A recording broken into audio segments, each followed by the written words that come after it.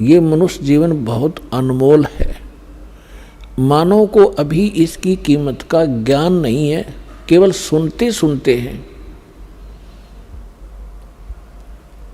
कि मानुष जन्म बड़ी मुश्किल से प्राप्त होता है, बड़ा सुदुर्लभ है और इसको ऐसे व्यर्थ नहीं करना चाहिए। लेकिन इस तत्व ज्ञान से आपको वास्तविकता का पता चलेगा कि सचमुच ये कितनी कीमत है इसकी। और जिस समय आप इस तत्व ज्ञान के आधार से मनुष्य जीवन की कीमत को समझोगे, जिस प्रकार अब भारत का या पूरे विश्व का बच्चा बच्चा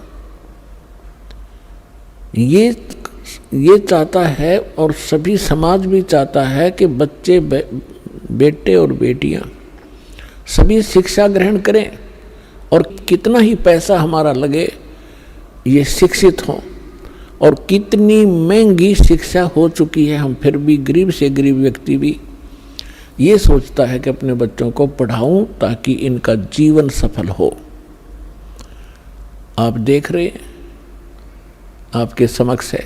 और दास ने वो जमाना देखा है जिसमें इस पढ़ाई की कोई कीमत नहीं थी, वैल्यू नहीं थी। और घर से धक्के तो पकड़ पकड़ टीचर लाया करते छोटे बालकों को, उनके घर वालों को समझा बुझा के। तो वो समय भी देखा था, क्योंकि उस समय इस शिक्षा की महिमा का, शिक्षा के गुण का ज्ञान नहीं था। और फिर इस जो भौतिकवाद में ज्ञान हुआ, अब पता चला कि बच्चा शिक्षित हुआ, बड़ा अधिकारी बन गया या कोई कर्मचारी बन गया, उसका ठीक गुजारा हो गया। तो सभी ने स्पीड पकड़ दी और सभी शिक्षित हुए। अब परमात्मा की लीला को आप धीरे धीरे समझोगे। ये सारी लीला करी कबीर भगवान ने, इस परमेश्वर ने, कि एक बार मेरे बच्चे अक्षर ज्ञान युक्त हो जा। और आप देख रहे हैं, क्योंकि दास का तो इस मार्ग में सारा विचार इधर रहता है। सन 1994 में दास को दीक्षा देने का आदेश प्राप्त हुआ था पूज्य गुरुदेव जी से। तब तक ये कोई मीडिया विशेष नहीं था, ऑडियो कैसेट होती थी, बस यहीं तक सीमित थे।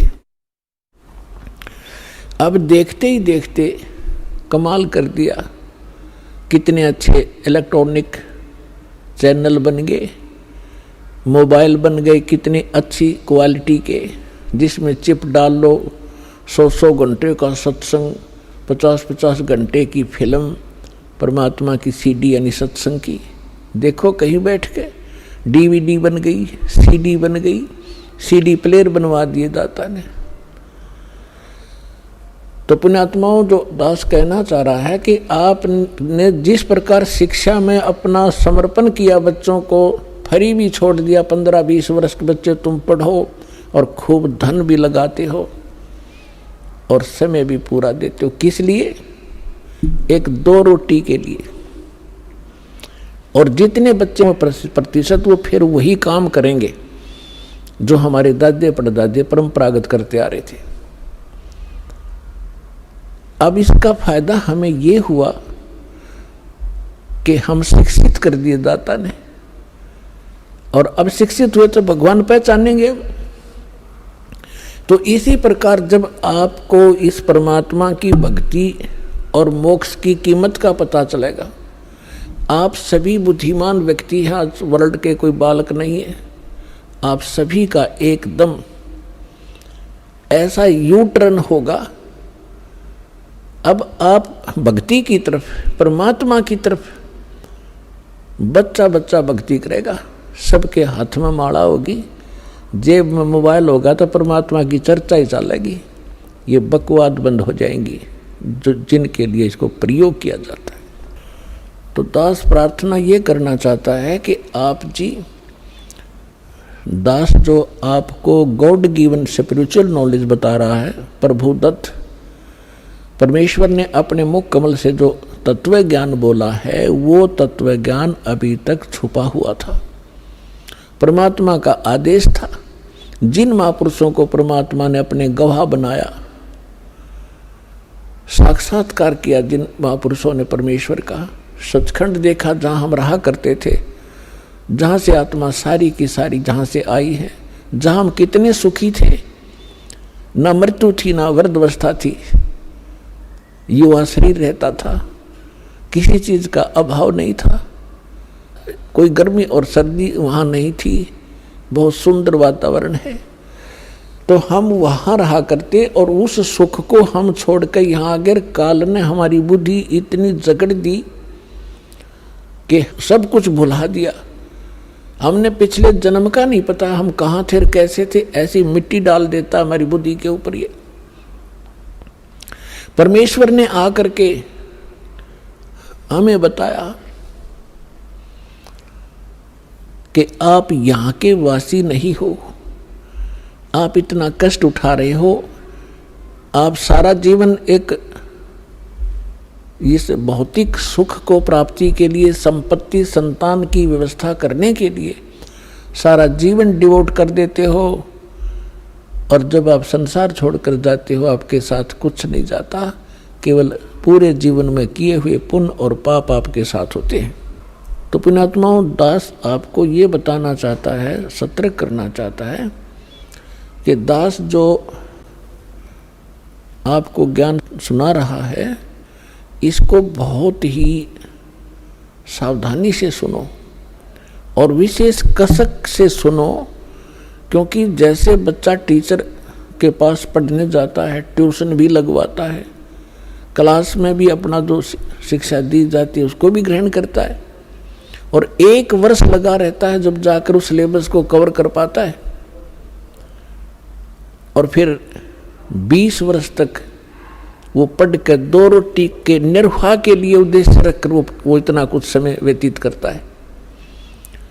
और अब हम क्या उद्देश्य रखेंगे?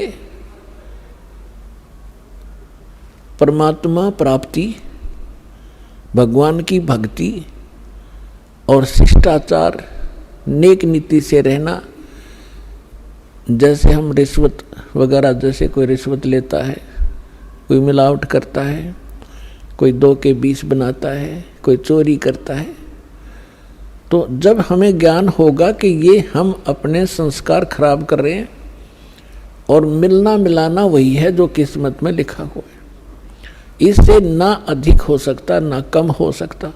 यदि हम 2-5 करके कोई 2-4 लाख रुपये की तो मार लिया, हाथ दाव लगा लिया अपनी नकली सूझबूझते, तो फिर ऐसा झटका लगेगा मनमाने कोई चोरी हो जा या कोई बालक बीमार हो जा, 2-3 लाख रुपये भी लग जाए और बच्चा भी मर जाता है, तो वो पैसा तो रहा नहीं, वो पाप कर्म ज्यों के त्यों रह गए जो उस पैसे को कमाने के लिए वो तगड़मबाजी करी थी।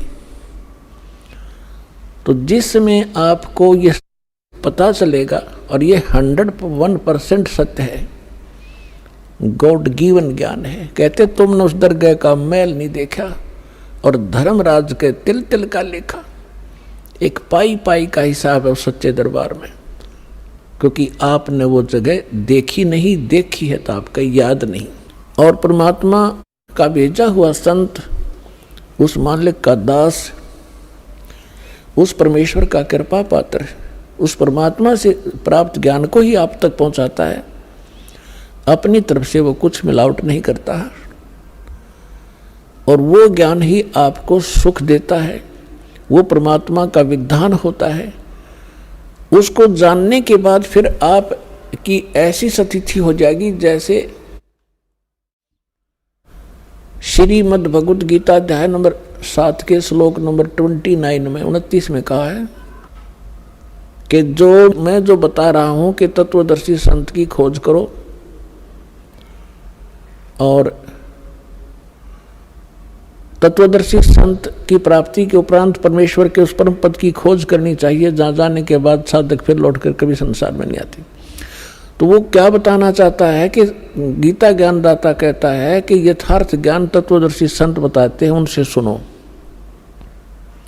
तो यहाँ 7वें अध्याय के 29वें श्लोक में कह रहा है कि मेरे इस ज्ञान को जो आश्रय कर लेता है और तत्वदर्शी संत की खोज कर लेता है, और वो व्यक्ति उस तत्वब्रह्म से और सारे दातम ज्ञान से और सभी कर्मों से परिचित हो जाता है। और वो व्यक्ति जो तत्ब्रह्म से परिचित है, सभी कर्मों से परिचित है, पूरे धातम ज्ञान से परिचित है, वो केवल जरा और मरण से छूटने का ही प्रयत्न करता है।